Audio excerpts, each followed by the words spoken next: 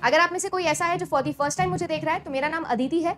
Paper 1 और paper 2 computer science में पढ़ाती हूँ। कंप्यूटर साइंस में थोड़ा सा एमिनेंस प्राप्त करने की कोशिश कर रही हूँ। आप सभी लोगों के लिए जेआरएफ मैंने क्वालिफाई किया है कंप्यूटर साइंस से ही। 2019 दिसंबर के अंदर मेरा क्वालिफिकेशन रहा था, जो कि थोड़ा रिसेंट ही है। ठीक है जी। इसके अलावा आप सभी लोगों को अगर पेपर 1 और पेपर 2 का कंप्लीट बैच चाहिए, जो कि आप सभी लोगों को जून एग्जामिनेशन के साथ साथ दिसंबर एग्जामिनेशन के लिए प्रिपेयर करवा रहा है, तो आप हमारा एटम बैच ज्वाइन कर सकते हो। पेपर 1 प्लस पेपर 2 दोनों की प्राइस है 7,000 रुपीज, और अगर आप लोगों को हमारे पेपर 2 के हैंड रिटन नोट्स चाहिए तो उसकी प्राइस है 2,999।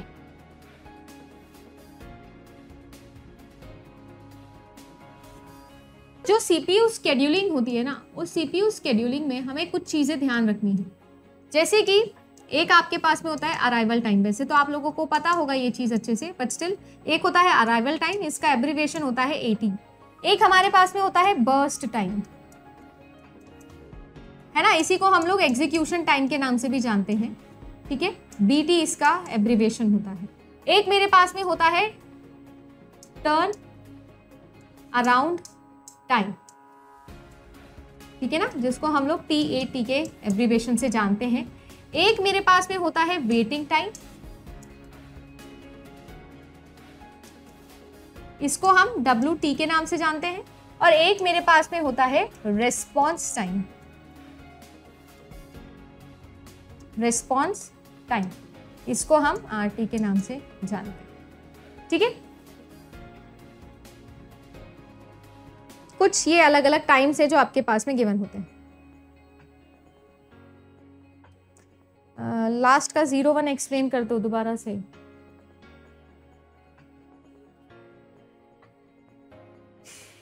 ये लास्ट का 01 इसलिए क्योंकि प्रोसेस P3 ने एक इंस्टेंस तो R2 का होल्ड किया हुआ है और R1 का कुछ भी होल्ड नहीं किया हुआ है, सो देयरफॉर ये 01 आ जाएगा।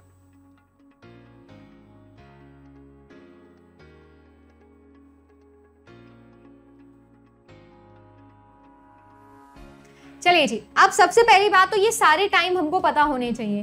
कोई भी एक प्रोसेस जब भी सिस्टम के अंदर एंटर करती है, तो जिस टाइम पे वो एंटर करी है वो उसका अराइवल टाइम है।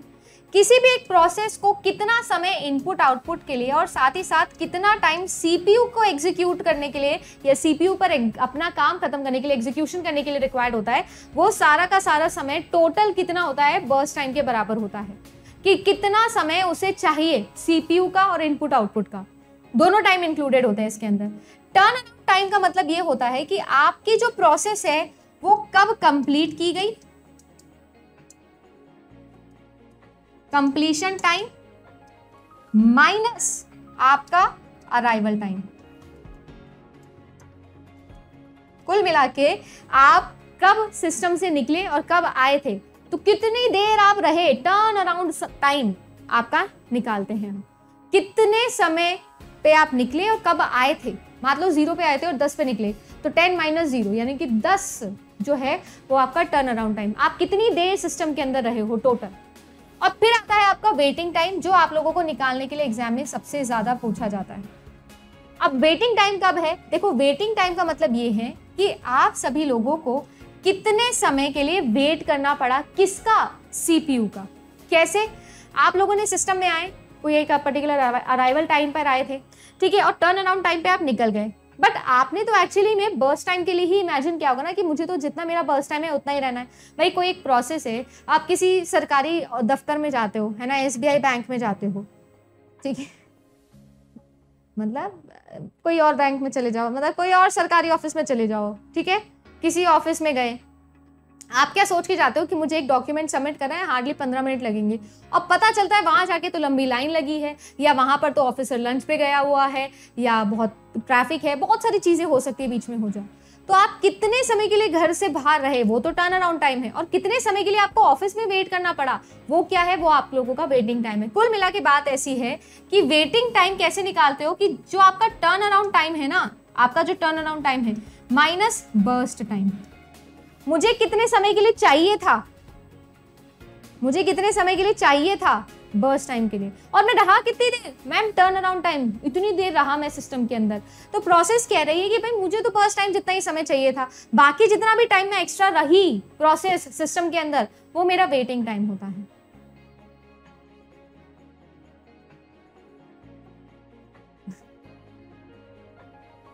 ठीक है। फिर आता है आप लोगों का रिस्पॉन्स टाइम। रिस्पॉन्स टाइम कितना होता है जी? देखो, जब आपको पहली बार फर्स्ट टाइम सीपीयू मिलता है, फर्स्ट टाइम जब आपको सीपीयू मिलता है, वो आपका होता है बहुत ही अच्छा दिन, है ना, एकदम बढ़िया। पीछे वायलिन बजने लगते हैं प्रोसेस के पीछे, है ना, एकदम सब कुछ रेड रेड दिखने लगता है प्रोसेस को। तो कुल मिला के बात ऐसी है कि फर्स्ट टाइम सीपीयू कब आपको रिस्पॉन्ड करता है, ठीक है ना। तो first time CPU meeting time minus your arrival time, this is your response time, ठीक है। ये कुछ टाइम्स हैं जो आपसे निकलवाते हैं।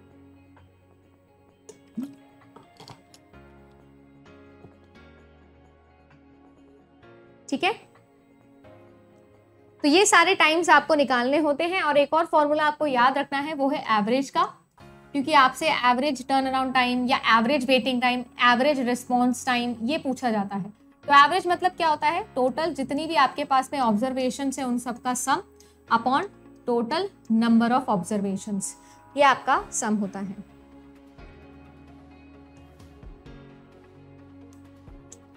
ठीक है, चलो भाई, अब देखो एक सवाल आप लोगों के सामने यहाँ पर लिखा हुआ है। ये क्वेश्चन आपका गेट का ही प्रीवियस ईयर क्वेश्चन है और आपके सामने है, पर इसको करने से पहले मुझे ऐसा लगता है कि हमें कुछ बेसिक क्वेश्चंस करने चाहिए। और बेसिक क्वेश्चंस में भी सीपीयू ने अलग अलग स्केड्यूलिंग एल्गोरिथम है भैया, सीपीयू स्केड्यूलिंग एल्गोरिथम जिनको हम लोग बोलते हैं, तो वो आप लोगों को पढ़नी है। तो फर्स्ट कम फर्स्ट सर्व आपके पास में है,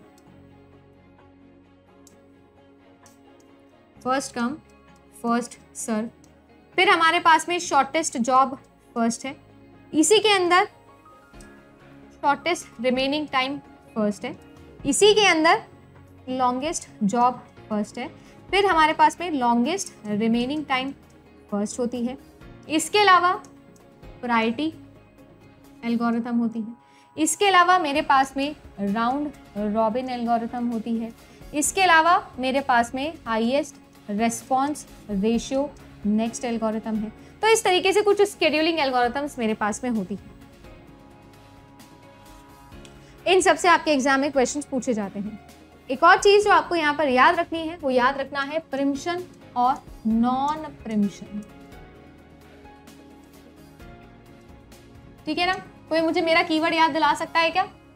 हमारा क्या कीवर्ड था? प्रिम्पशन का मतलब क्या होता है? प्रणाम जी, प्रणाम। प्रिम्पशन के लिए अपना क्या कीवर्ड है, याद है क्या? और एग्जाम्पल याद है क्या प्रिम्पशन वाला? डेडलॉक के अंदर पढ़ाया था। होटल में खाना खाने गए थे, है ना, या शादी में खाना खाने गए थे, एक ही प्लेट एक ही फोर्क। तो प्रिम्पशन का कीवर्ड हमारा क्या होता है? छीना झपटी। वेरी गुड, याद है ना सबको, छीना झपटी। देखो क्या होता है कि आपके पास मान लीजिए कि एक ही रिसोर्स है, ये एक पेन है ना, और दो लोगों को ये पेन यूज करना है। तो एक क्या तरीका हो सकता है कि भाई हम डिसाइड कर ले कि पहले कौन यूज करेगा, ठीक है ना, बिना कोई लड़ाई के। और एक हो सकता है हाथापाई, कि भैया तुम हाथापाई कर लो, जो जीता उसको ये पेन मिल जाएगा। तो भाई यही काम है प्रिम्पशन और नॉन प्रिम्पशन का। प्रिम्पशन मतलब कि कोई छीना झपटी, कोई हाथापाई नहीं होगी, कोई भी हाथापाई नहीं होगी कभी भी। हम पहले से डिसाइड कर लेंगे कि क्या करना है, पहले से डिसाइड कर लेंगे। तो सबसे पहले तो भैया फर्स्ट कम फर्स्ट सर्व यहाँ पे आता है, ये अलग ही नेता बनता है कि नहीं नहीं भाई जो पहले आया उसको पहले मिल जाएगा, काम खत्म। ठीक है, एक क्या होता है? प्रायोरिटी एल्गोरिथम होती है। एक क्या होता है? शॉर्टेस्ट जॉब फर्स्ट होता है। एक क्या होता है? लॉन्गेस्ट जॉब फर्स्ट होता है। ये सारी की सारी क्या है? क्या है ये सारी की सारी? ये आपकी नॉन प्रिम्पशन वाली है। ये क्या है? सारी की सारी नॉन प्रिम्पशन वाली है। क्यों है नॉन प्रिम्पशन वाली? मैम इनमें कोई छीना झपटी नहीं होती। अगर एक प्रोसेस को सीपीयू एलोकेट हो चुका है तो जब तक उसका काम खत्म नहीं होता कोई और प्रोसेस उसकी जगह नहीं ले सकती। ये कहता है non preemption. First come first serve priority algorithm, पहले से डिसाइडेड होती है कि किसकी प्रायोरिटी ज्यादा होगी। शॉर्टेस्ट जॉब फर्स्ट का मतलब ये होता है कि जिसका बर्स्ट टाइम सबसे कम, उस प्रोसेस को सबसे पहले एग्जीक्यूट करना है। और लॉन्गेस्ट जॉब फर्स्ट, उसका जस्ट उल्टा, जिसका बर्स्ट टाइम सबसे ज्यादा उसको हम पहले एग्जीक्यूट करेंगे।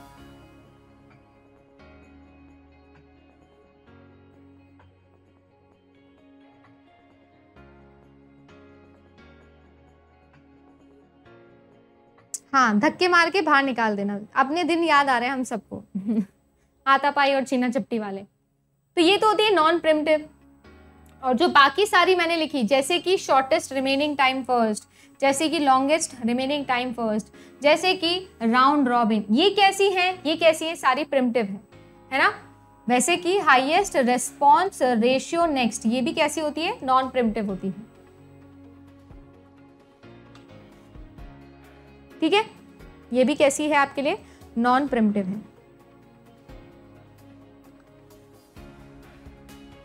ओके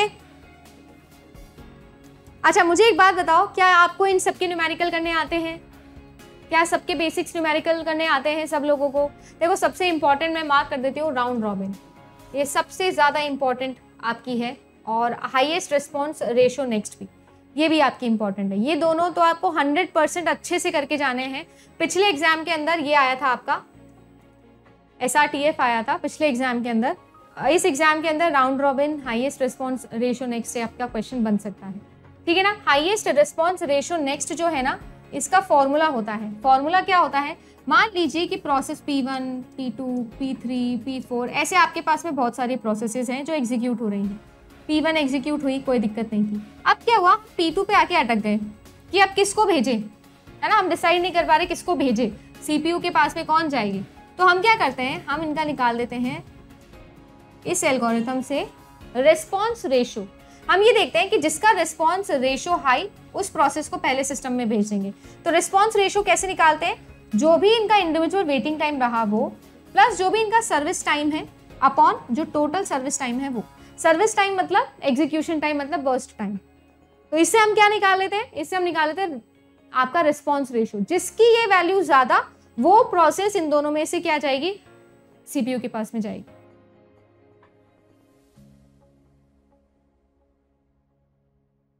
चलो देखो, मेरे पास में एक क्वेश्चन है। मेरे पास में यहाँ पर प्रोसेस की आईडी है P0, P1, P2, P3 and P4। 5 process है मेरे पास में, 5। इनका अराइवल टाइम मुझे गिवन है।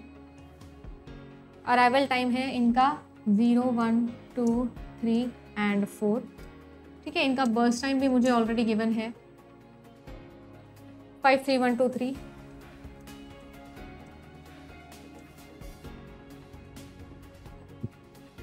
ठीक है, एवरेज वेटिंग टाइम निकालना है ना।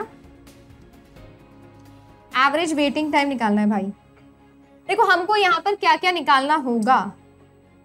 हमको निकालना होगा टर्न अराउंड टाइम, ठीक है।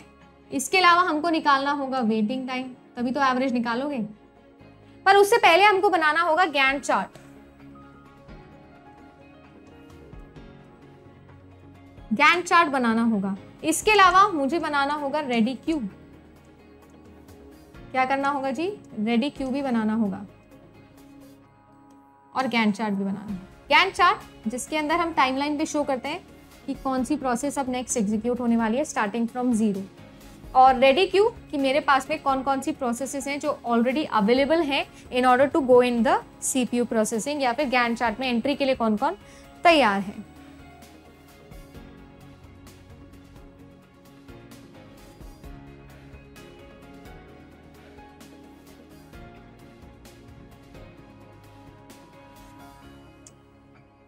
और 4 मिलीसेकंड, 2 और 4 मिलीसेकंड। ये कौन सा आंसर निकाला है? Waiting time, average waiting time निकाला है क्या? चलो चेक करते हैं। देखो, कुछ ऐसा सिनेरियो आपके पास में है। अब देखो होने क्या वाला है। अब होने ऐसे वाला है कि ये जो है, सबसे पहली बात तो है ये प्रिमिटिव। और जितनी भी प्रिमिटिव एल्गोरिथम आप सॉल्व करते हो ना, उसमें हमेशा याद रखना, आप ना 1-1 सेकंड के लिए बढ़ाओ चीजें। 1-1 सेकंड के लिए चीजें बढ़ाओ, या आपको पहले से कोई टाइम क्वांटम दिए हो तो टाइम क्वांटम की वैल्यू लो।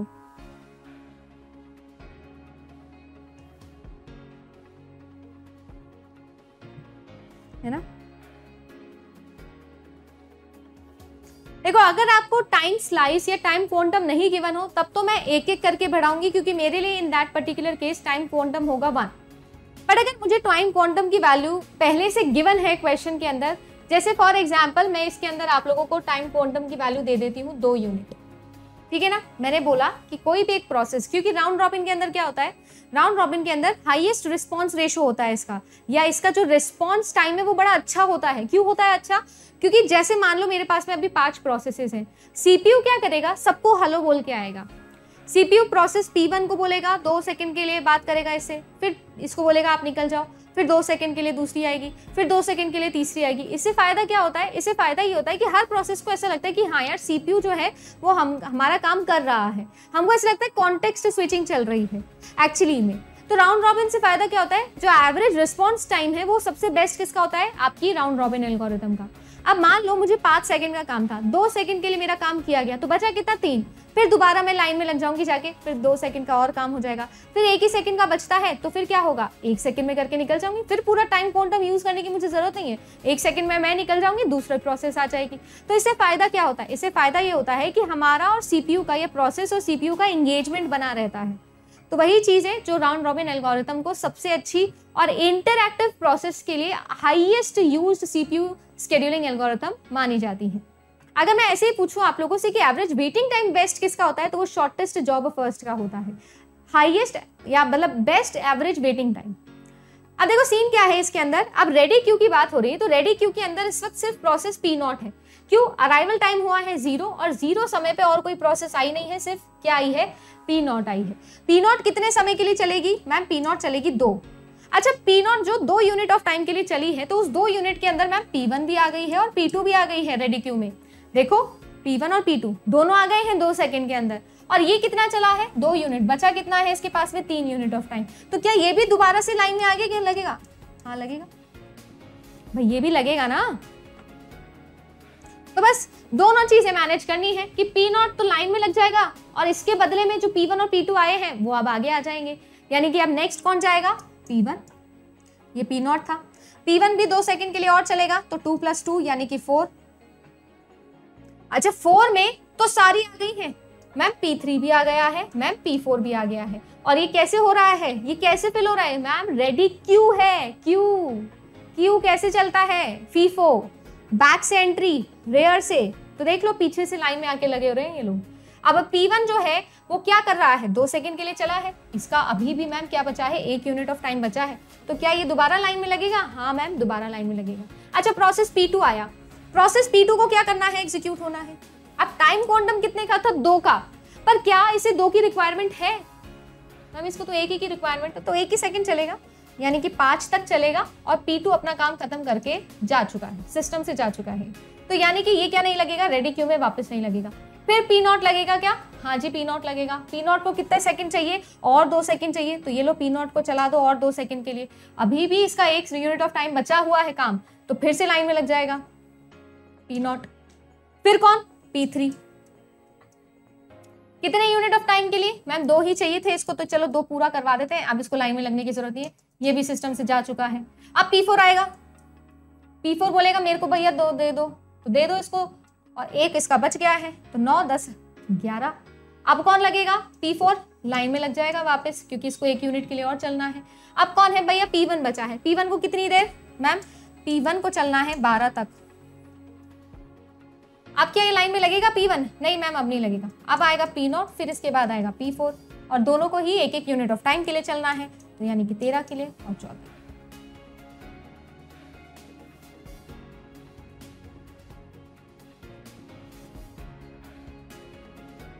मैम रेडी क्यू यूज तब होगा जब अराइवल टाइम दिया हो। मैम अगर अराइवल टाइम 0 हो तो no need of ready queue. हाँ अगर अराइवल टाइम नहीं गिवन है तो ऑफ कोर्स नो। अगर आपके पास में अराइवल टाइम नहीं है तो जो आप लोगों का रेडी क्यू है वो बनाने की जरूरत ही नहीं है आपको।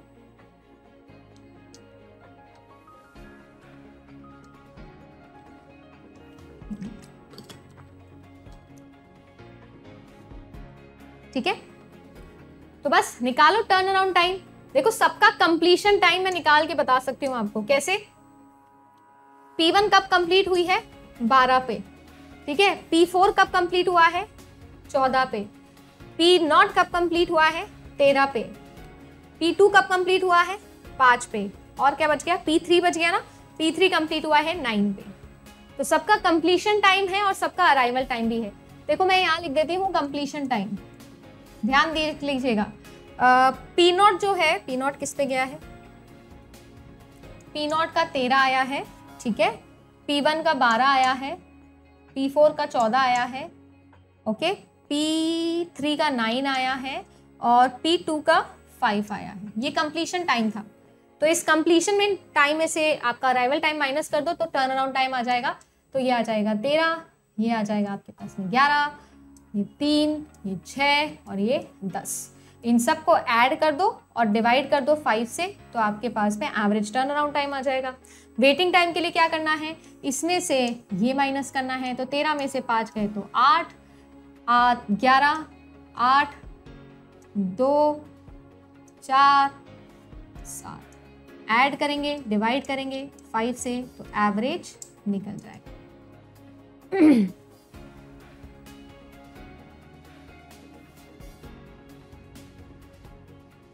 अच्छा, एक और चीज बताओ, रिस्पॉन्स टाइम निकालो।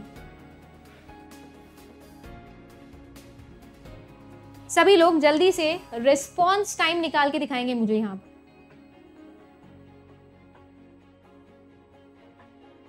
देखो रिस्पॉन्स टाइम, देखो हम कंप्लीशन में राइट हैंड साइड वाला लेते हैं, इसमें लेफ्ट हैंड साइड वाला लेंगे। जैसे कि इस कंडीशन में देखो पी नॉट के लिए 0, क्योंकि 0 सेकंड पे सीपीयू इसको मिल गया था। P1 को पहली बार कब मिला था मैम, 2 सेकंड पे मिला था। P2 को कब मिला था मैम, 4 पे मिला था। P3 को कब मिला था, 7 पे मिला था। P4 को कब मिला था, 9 पे मिला था। बस P4 तक ही तो देखना था, मिल गया ना। तो रिस्पॉन्स रेशियो या बेसिकली रिस्पॉन्स टाइम भी आप निकाल सकते हो।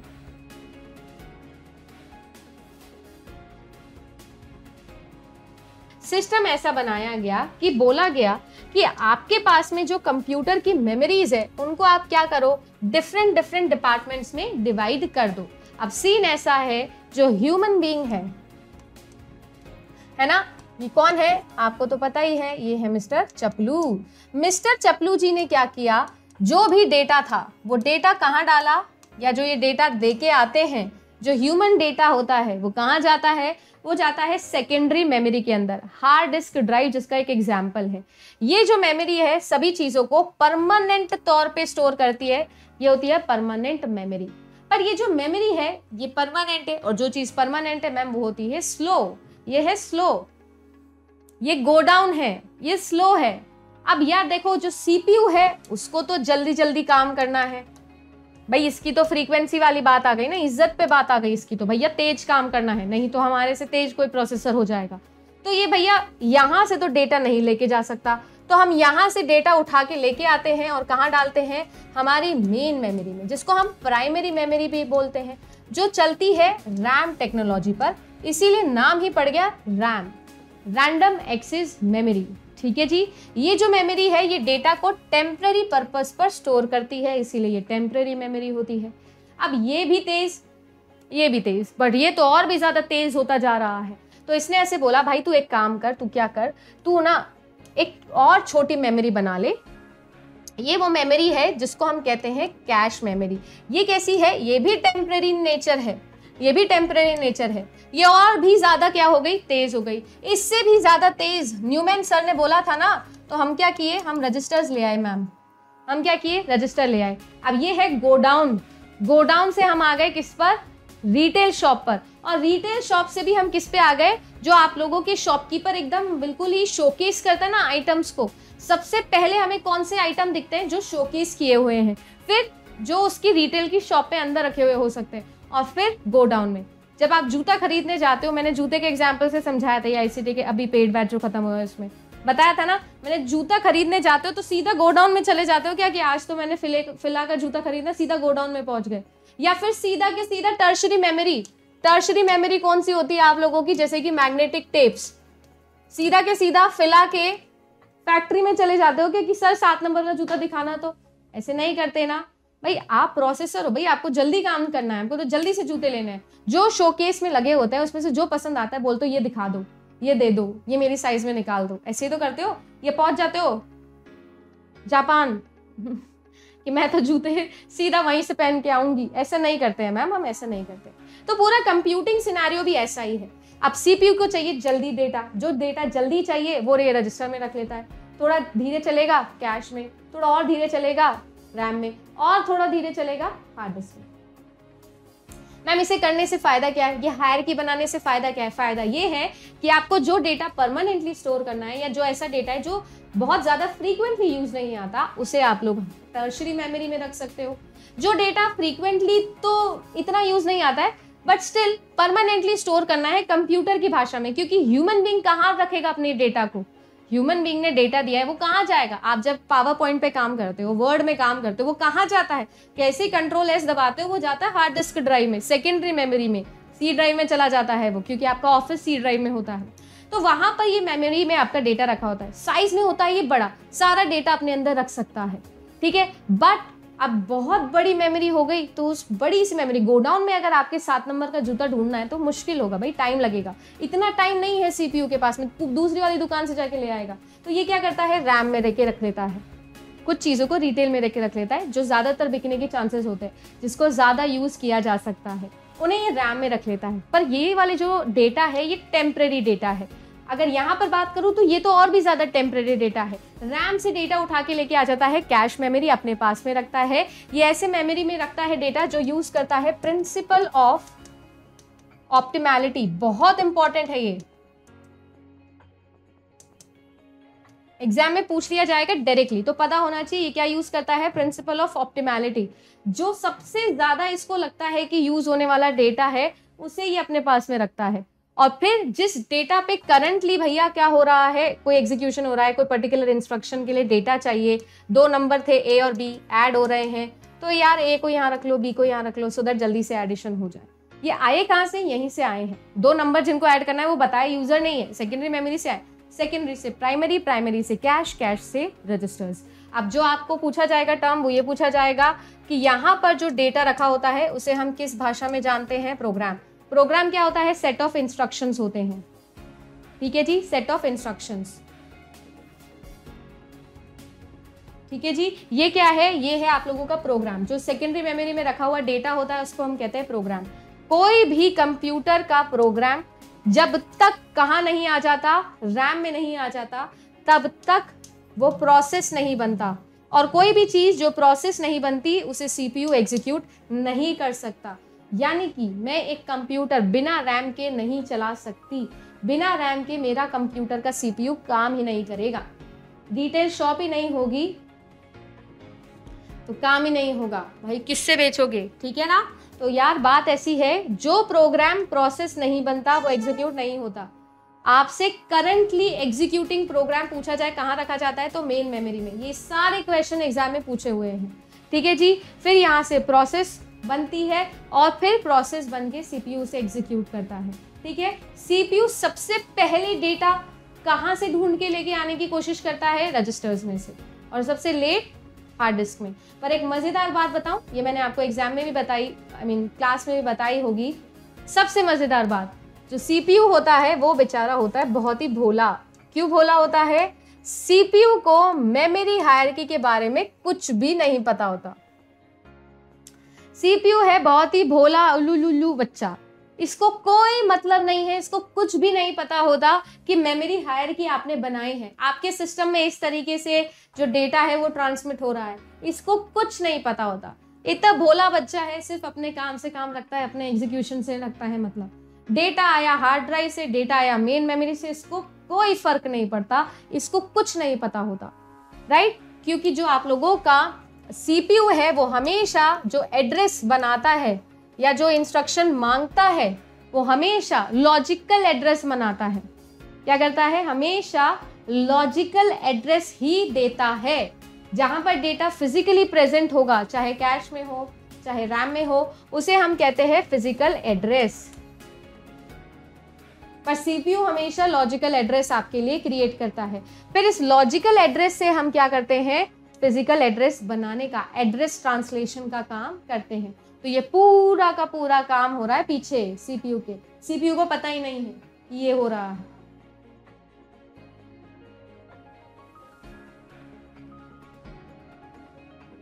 प्रोसेस सिंक्रोनाइजेशन का मतलब है कि if I have a shared resource which is a shareable resource and I have two process P1 and process P2, which is actually demanding for this particular resource which is shareable, तो हम क्या करते हैं, हम इन दोनों को बोलते हैं कि भैया आप क्या करो, कोऑपरेट करो। क्या करो? कोऑपरेट। तो जो कोऑपरेटिंग प्रोसेसेस के बीच का कम्युनिकेशन है उसको हम लोग प्रोसेस सिंक्रोनाइजेशन बोलते हैं, जिसमें मतलब ये है कि कोई भी प्रोसेस क्या ना हो, नाराज ना हो, भैया स्टार्व ना करें और ना ही डेडलॉक वाली कंडीशन लगे। तो हम क्या चाहते हैं, हम ये चाहते हैं कि दो कॉन्करेंट प्रोसेसेस जो कि एक साथ एग्जीक्यूट होना चाहती हैं वो क्या करें, वो अगर कोई प्रोसेस को शेयर करना चाहती है या कोई रिसोर्स को शेयर करना चाहती हैं तो उनके लिए एक ऐसा मैकेनिज्म हो जिसकी वजह से इनकी कॉन्करेंसी में भी प्रॉब्लम ना हो। ऐसा भी ना हो कि हम लोग भैया फर्स्ट कम फर्स्ट सर्व चला दें, एक प्रोसेस एग्जीक्यूट फिर दूसरी प्रोसेस, इसमें बहुत टाइम लगेगा। करना हमको कॉन्टेक्स्ट स्विचिंग है, तो हम इनको रिक्वेस्ट करते हैं कि आप क्या करिए, आप करिए कोऑपरेट। आप क्या करिए? कोऑपरेट। अब अगर ऐसी सिचुएशन आती है कि यहाँ पर कोऑपरेशन नहीं हो पा रहा है और शेयर्ड रिसोर्स है, कोई भी रिसोर्स हो सकता है, मान लीजिए कोई एक वेरिएबल है ए, अब R1 ये जो P1 है, P1 आता है वेरिएबल ए की वैल्यू को कर देता है 2 और ये इसको कर देता है 3, तो क्या वैल्यू स्टोर होगी? आ गया ना प्रॉब्लम, ए की वैल्यू जो है वो डिफाइंड ही नहीं हो पाएगी। तो ऐसी प्रॉब्लम को हम बोलते हैं क्या? क्रिटिकल सेक्शन प्रॉब्लम, या फिर जिसको हम लोग बोलते हैं रेस कंडीशन। ठीक है, ये काउंटर वाली रेस कंडीशन नहीं है, ये ऑपरेटिंग सिस्टम वाली रेस कंडीशन है, वेयर ये जो शेयर्ड रिसोर्स है, शेयर्ड वेरिएबल है, वेरिएबल ए, इसकी वैल्यू मैं सर्टेनली बता नहीं सकती। क्यों? क्योंकि ये कोऑपरेट नहीं कर रहे हैं आपस में।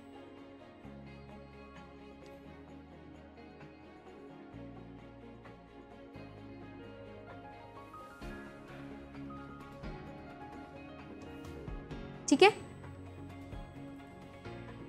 समझ में आ गया?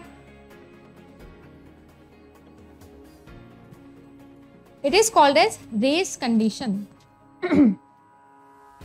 अब इस प्रोसेस को सिंक्रोनाइज करने के लिए, इनको कोऑपरेट करने के लिए हम पढ़ते हैं आईपीसी, और जिसमें हमारे पास में होते हैं दो, एक मैसेज पासिंग अभी जो समझाया था मैंने, और एक आपके पास में शेयर्ड मेमोरी कॉन्सेप्ट। ये दो कॉन्सेप्ट होते हैं जिनसे हम क्या कर सकते हैं, इन प्रोसेसेस को कोऑपरेट करना सिखा सकते हैं कि आपस में आप कोऑपरेट करके चलिए।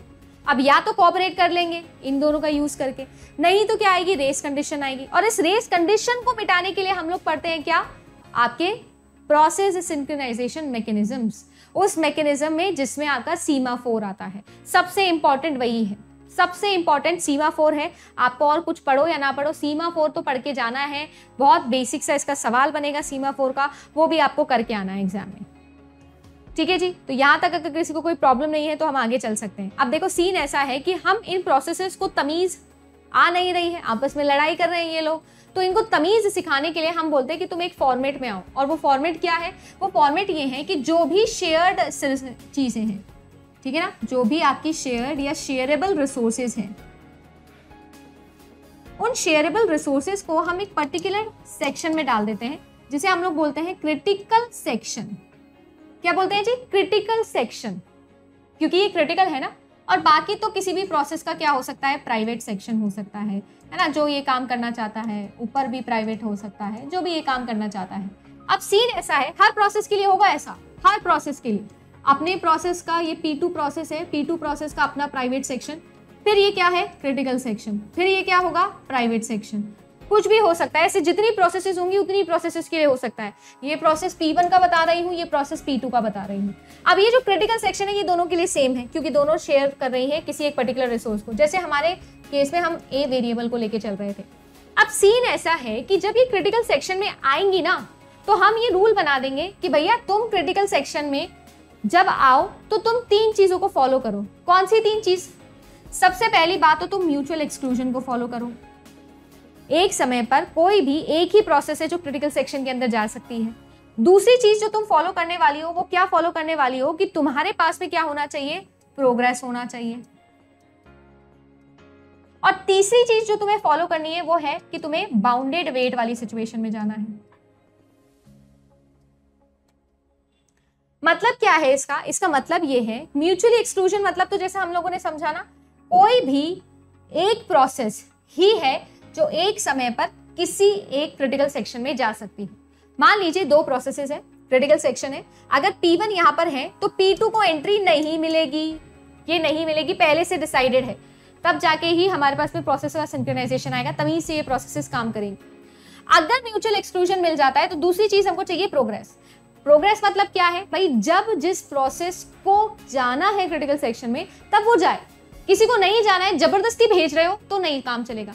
जैसे कभी कभी होता है ना, मान लीजिए प्रोसेस P1 एंड P2 एक साथ रन कर रहे हैं, हाँ वो रिसोर्सेज को शेयर कर रहे हैं, ठीक है कर रहे हैं, बट उस पर्टिकुलर समय के लिए जब P1 काम कर रहा था यहाँ पर, अब P1 ने क्या बना दिया, एक रूल बना दिया कि पहले मैं जाऊंगा फिर तू जाना, फिर इसने बोला तू जाना फिर तू जाना। इसको हम कंप्यूटर की भाषा में अल्टरनेशन बोलते हैं, स्ट्रिक्ट अल्टरेशन इसको हम लोग बोलते हैं कि भैया मैं चले जाता हूँ फिर तू चले जाना, फिर तू चले जाना, फिर मैं चले जाऊंगा। या कोई और भी प्रोसेसेस हैं, क्योंकि मैं तो 2 का एग्जांपल ले रही हूँ, ऐसी n नंबर ऑफ प्रोसेसेस हो सकती है। तो किसी भी प्रोसेस का आपने क्या बना दिया, एक क्यू बना दिया कि देख पहले मैं जा रहा हूँ फिर तू जाना, फिर तू जाना, फिर तू जाना। अब पता चला कि प्रोसेस 13 थी, उसको तो जाना ही नहीं था, फिर भी उसको भेज दिया जबरदस्ती क्रिटिकल सेक्शन के अंदर। तो ये नहीं होना चाहिए। जिस प्रोसेस को जाना है बस वही जाए क्रिटिकल सेक्शन में, और जिसको नहीं जाना है उसको जबरदस्ती भेजने की जरूरत नहीं है। तो इसको हम लोग बोलते हैं प्रोग्रेस। और ये दोनों ही कैसी हैं, मैंडेटरी चीजें हैं, मैंडेटरी। और एक आता है बाउंडेड वेट, जो कि एक ऑप्शनल प्रॉपर्टी है क्रिटिकल सेक्शन प्रॉब्लम सॉल्यूशन के लिए। कैसे ऑप्शनल है? ऑप्शनल ऐसे हैं कि बाउंडेड वेट मतलब कि process P1 already critical section में है, तो P2 जो है वो एक लिमिटेड टाइम के लिए वेट करेगी और उसके बाद में क्या करेगी, स्टार्ट चली जाएगी या दोबारा से आएगी। उसके लिए और भी बहुत सारी चीजें हो सकती है, पर एक लिमिटेड समय के लिए ही वेट करेगी P1 का, नहीं तो फिर ये हल्ला बोल देगी, फिर ये बदतमीजी पे आ जाएगी। तो ये चीज क्या है, ये ऑप्शनल है, बाउंडेड वेट हो या ना हो ये ऑप्शनल चीज है, बट ये 2 चीजें तो जरूरी है अगर मैं क्या करना चाहती हूँ, क्रिटिकल सेक्शन प्रॉब्लम का कोई सॉल्यूशन निकालना चाहती हूँ तो।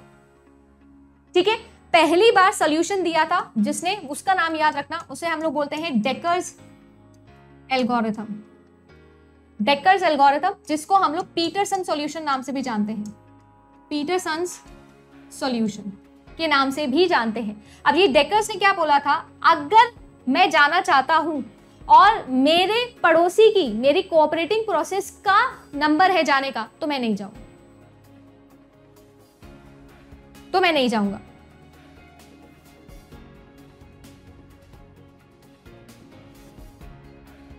तो अगर टेक्निकल टर्म्स में हम समझे तो कोई भी एक प्रोसेस होती क्या है, प्रोग्राम कोड, उसके साथ में रजिस्टर्स, उसके साथ में उसके प्रोसेस के सारे स्टैक्स हो गए, सारे के सारे जो काउंटर्स लगने वाले हैं, तो ये सारी की सारी चीजें क्लब करके एक प्रोसेस कहलाती है। बेसिकली जब सेकेंडरी मेमोरी में हम उसको प्रोग्राम बोल रहे हैं और सेकेंडरी मेमोरी से उठ के वो कहाँ पे आ गया है, आपकी प्राइमरी मेमोरी के अंदर आ गया है, तो जो प्राइमरी मेमोरी में आया है तो उसे हम प्रोग्राम को प्रोसेस बोल रहे हैं। क्यों बोल रहे हैं, क्योंकि उसके साथ में रजिस्टर्स, स्टैक्स, काउंटर्स, ये सारी की सारी चीजें अटैच हो जाती है। अब वो सीपीयू के साथ में इंटरैक्शन कर रहा है।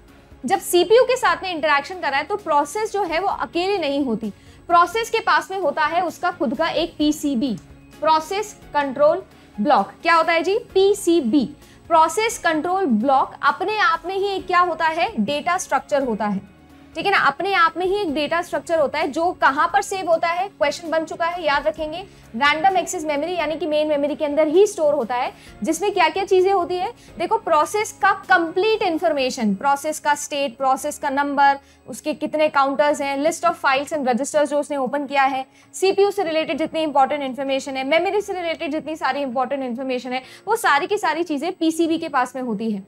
अब जितनी प्रोसेस मेन मेमोरी के पास में होंगी उतने ही पीसीबीज होने वाले हैं, और हर पीसीबी के अंदर उस प्रोसेस के कंप्लीट ये सारी डिटेल्स होती हैं, जितने स्टैक्स उसने यूज किए हैं, जो कौन से नंबर का स्टैक यूज कर रहा है, जितने रजिस्टर्स यूज कर रहा है, जो रजिस्टर्स यूज कर रहा है, जो काउंटर्स यूज कर रहा है, वो सारी की सारी चीजें यहाँ पर होती हैं। तो अगर मैं आपसे बोलूं कि is a PCB is a overhead और नॉट, तो सभी का आंसर होने वाला है 100% यस। पीसीबी को रखना एक ओवरहेड है क्या, तो बिल्कुल एक ओवरहेड है। कॉन्टेक्स्ट स्विचिंग के बारे में हम सभी लोग अच्छे से पढ़ते हैं। कॉन्टेक्स्ट स्विच मतलब क्या होता है, यूजर मोड से कर्नल मोड में आना, कर्नल मोड से फिर से यूजर मोड के अंदर आना। कुल मिला के बात ऐसी है कि जब मेरे पास में सीपीयू पर एक प्रोसेस ऑलरेडी रनिंग हो और जो मैं दूसरी प्रोसेस लाऊं, तो ये वाली जो प्रोसेस है वो सीपीयू को छोड़ दे और दूसरी प्रोसेस सीपीयू के पास में अलॉट हो जाए, तो इस सब बीच में जो स्विचिंग ये हो रही है इसे हम लोग बोलते हैं कॉन्टेक्स्ट स्विचिंग, जिसमें प्रोसेस का कॉन्टेक्स्ट क्या होता है, स्विच होता है। तो बेसिकली यहाँ पर लिंकर्स एंड लोडर्स का काम आ जाता है। तो सारा का सारा इंफॉर्मेशन जो है पुरानी प्रोसेस का, प्रीवियस प्रोसेस को हमको हटाना होता है और नई प्रोसेस का हमें अपलोड करना होता है। तो हम बोलते हैं कि कॉन्टेक्स्ट स्विचिंग जो होती है वो भी अपने आप में क्या होता है, एक ओवरहेड होता है। कॉन्टेक्स्ट स्विचिंग करने का काम किसका होता है, शॉर्ट टर्म स्केड्यूलर साथ ही साथ डिस्पैचर्स, दोनों मिलकर ये काम करते हैं, एक हार्डवेयर प्रॉपर्टी है। तो यही काम इतना हैवी क्यों माना जाता है या क्यों बोलते हैं कि इट्स एन ओवरहेड, क्योंकि यहाँ पर कॉन्टेक्स्ट शिफ्ट हो रहा है, ये पीसी भी उसी कॉन्टेक्स्ट के अंदर आता है। ठीक है, यहां तक सही है, सबको समझ में आ रहा है? ठीक है, यहां तक सभी को समझ में आया? कुछ इंपॉर्टेंट क्वेश्चंस हैं जो यहाँ पर इनडायरेक्टली आप लोगों से एग्जाम में पूछे जाते हैं, तो इनकी समझ जरूरी है। पता तो हमको होता है कि हाँ हार्ड डिस्क ड्राइव के अंदर प्रोग्राम है, ठीक है, प्रोसेस बन जाएगा, पर एक्चुअली में डिफरेंस है क्या उसमें, वो हमको पता होना चाहिए। अब यही चीज, सेम चीज आप लोगों के काम आती है जब आपको पेरेंट प्रोसेस और चाइल्ड प्रोसेस में डिफरेंस करना होता है। साथ ही साथ सिस्टम कॉल से जनरेटेड एक चाइल्ड प्रोसेस और एक थ्रेड में क्या डिफरेंस होता है वो भी अभी हम देखने वाले हैं। सबसे पहले मैं आप सभी लोगों को दिखाती हूं कि कुछ इस तरीके का आपका पीसीबी डायग्राम दिखता है। ये क्या है, प्रोसेस कंट्रोल ब्लॉक। तो इस तरीके से आपके पास में पॉइंटर्स होते हैं। अब क्योंकि मेरे पास में पीसीबी हर एक प्रोसेस का होता है, मान लीजिए कि मैंने कोई सिस्टम कॉल किया है फोर्क से क्या होगा, कोई नया चाइल्ड बन जाएगा। तो जो पुराना प्रोसेस है यानी जो उसका पेरेंट प्रोसेस है उसका भी लिंक होगा। तो बेसिकली ये लिंक है किससे, जो कि सारी की सारी प्रोसेसेस जिससे ये अटैच्ड है उसके सारे पॉइंटर्स को स्टोर करके रखता है। प्रोसेस कौन सी स्टेट में है, कुल मिला के मेरे पास में जो है वो 5 स्टेट्स हैं, 7 स्टेट्स हो सकती है मैक्सिमम।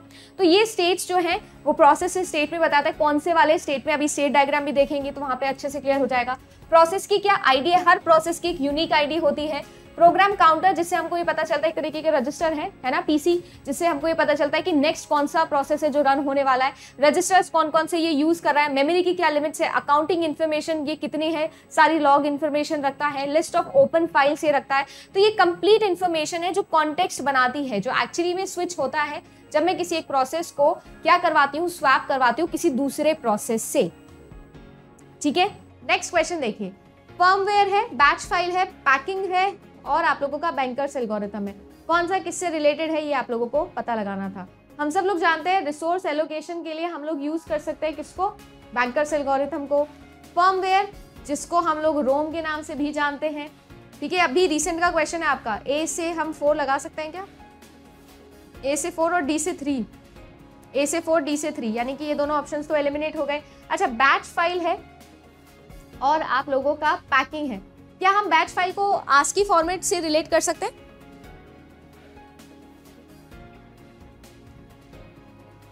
राइट, बैच फाइल जो होती है वो आई थिंक आस्की फॉर्मेट में ही होती है। बी का 2, सी मेरे हिसाब से सही आंसर हो जाएगा।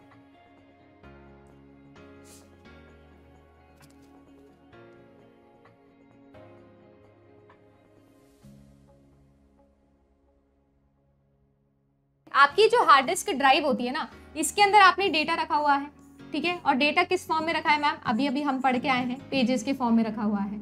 अब ये जो हार्ड डिस्क है आपकी, इस हार्ड डिस्क में है तो ये बड़ी। अब प्रॉब्लम क्या होती है, जब रैंडम एक्सेस मेमोरी यानी कि आपकी मेन मेमोरी के पास में आपको डेटा लेके आना होता है। अब सीन क्या होता है कि यहाँ पर डेटा आएगा तभी तो सीपीयू के पास में जाएगा और तभी तो जल्दी जल्दी काम होगा। बट होता क्या है, ये तो है मैम लिमिटेड मेमोरी, इसका जो डेटा है वो है लिमिटेड साइज का, और ये जो आपके पेजेस हैं या हार्ड डिस्क है ये थोड़ा बड़ा होता है, इसके पास में ज्यादा मेमोरी होती है।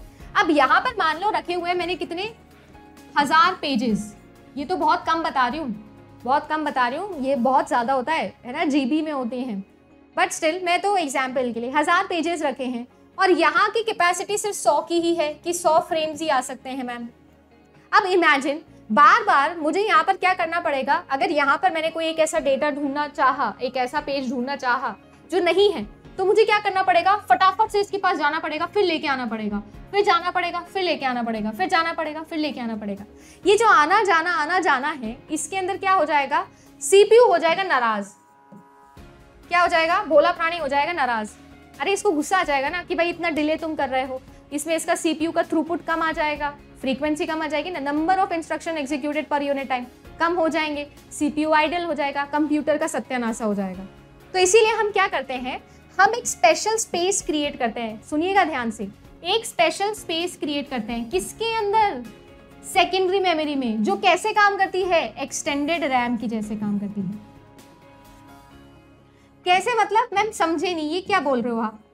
अब देखो मैं क्या बोल रही हूँ आपको, आपके पास में क्या था? हार्ड डिस्क ड्राइव था। इस हार्ड डिस्क ड्राइव में आप एक अलग से कॉर्नर सेव करके रख लिया। कौन सी प्रोसेस के लिए? वो प्रोसेस जो अभी सीपीयू एग्जीक्यूट कर रहा है।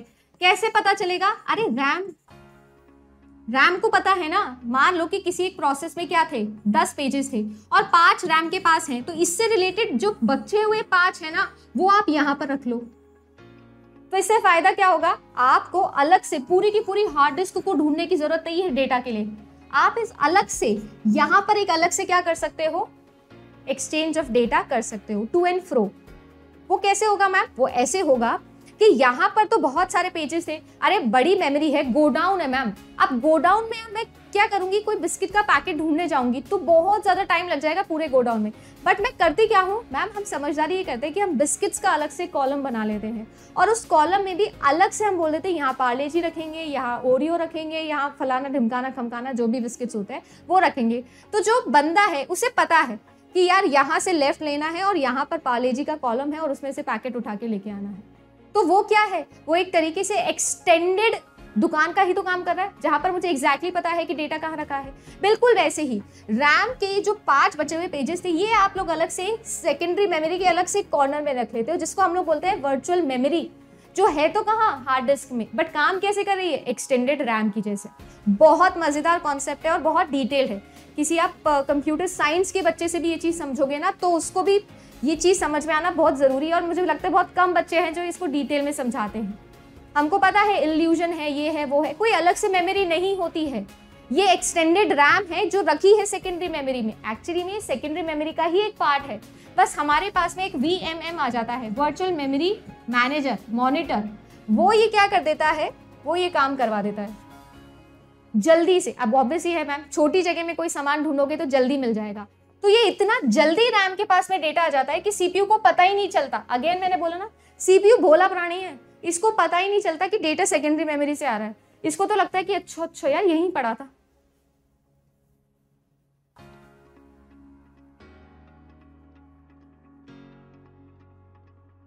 आई होप कि आज के बाद आप जीवन में किसी को भी वर्चुअल मेमोरी समझा सकते हो। आप अब आपसे कभी भी इंटरव्यू में पूछ लेना कोई, उसको पूरा डिटेल में समझा के आना। हिम्मत ही नहीं होगी अगला सवाल पूछने की। पहला ही सवाल इतना डिटेल में समझा के आना, वो आगे आपसे कुछ पूछेगा ही नहीं। समझ में आ रहा है क्या?